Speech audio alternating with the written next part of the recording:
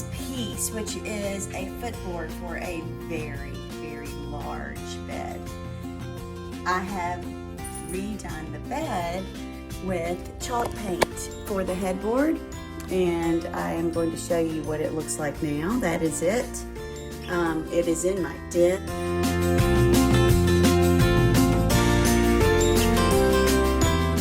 Because I'm just doing this for myself. Originally, I thought maybe I'd try to sell it.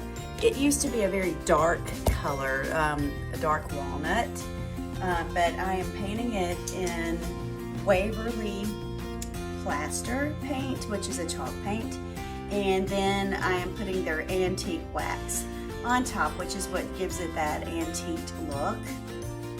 So I have one coat of paint on this right now with the plaster, and it is very chalky, as you can see. It's not, you can see the actual furniture color has come through right here because it's only one.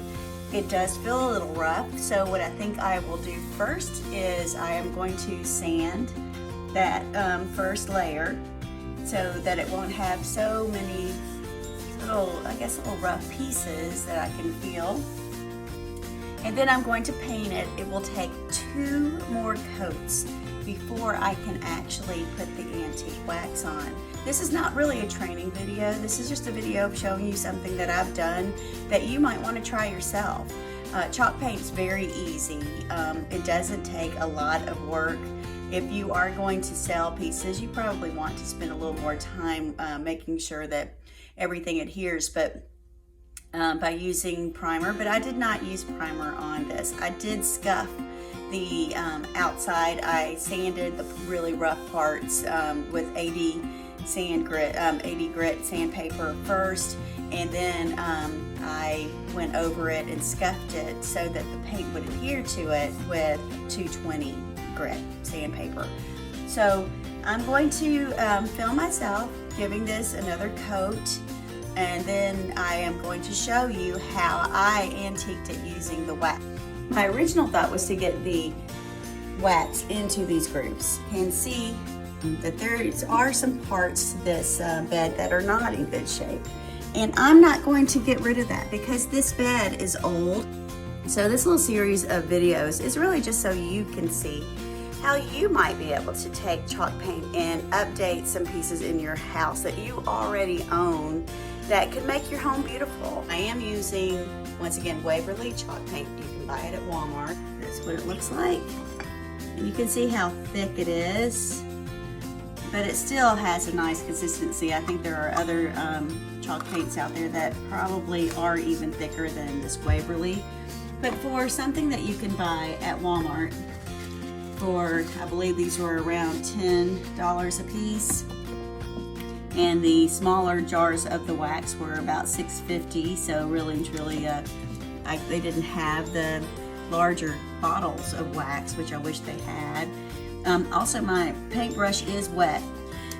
You can take your sprayer and spray your furniture, which would make it glide on, but because I've already painted this once, I don't really need to do that because it's going on really nicely. So, and you can see I'm going down with the pieces that go down. I'm trying to stay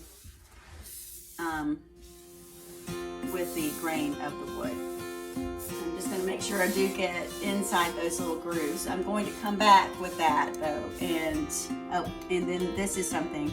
Sometimes you will have the hairs of these brushes will get onto your piece, and you want to make sure you don't have any drips, because the drips are going to not be very pretty, of course.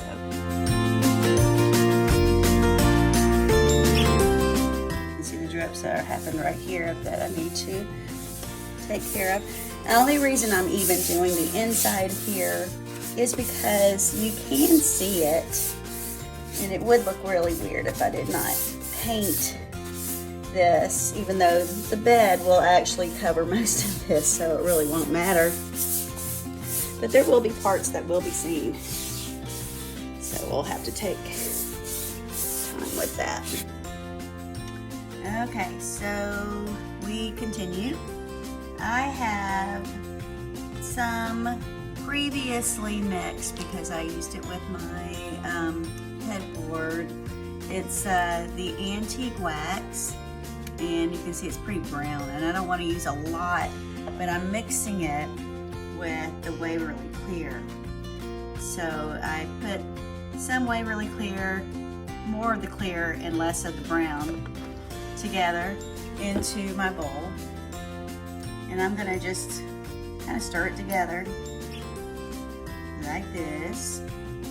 So what I'm going to do, I have already painted this footboard, the last two coats that needed to be painted. So I'm just going to start slapping on, going into this groove. This is actually the wax. This is not paint. And I'm just going to smooth it in like this, kind of go all over. Get it in those grooves real well. And then I'm going to take a lint-free cloth, which is this one right here, and I'm just going to start rubbing it off.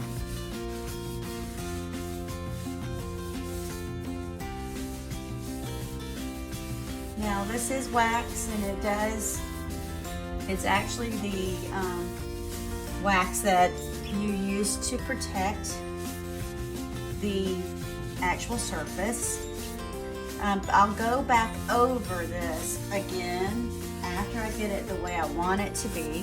So I'm doing it in small sections, and I'll go back over and I will put just the cream wax, or sorry, the clear wax on it by itself. So, but you can see it's just leaving a mottled look, which is what we want. So I'm just going to work in small spots until I've gone all the way around.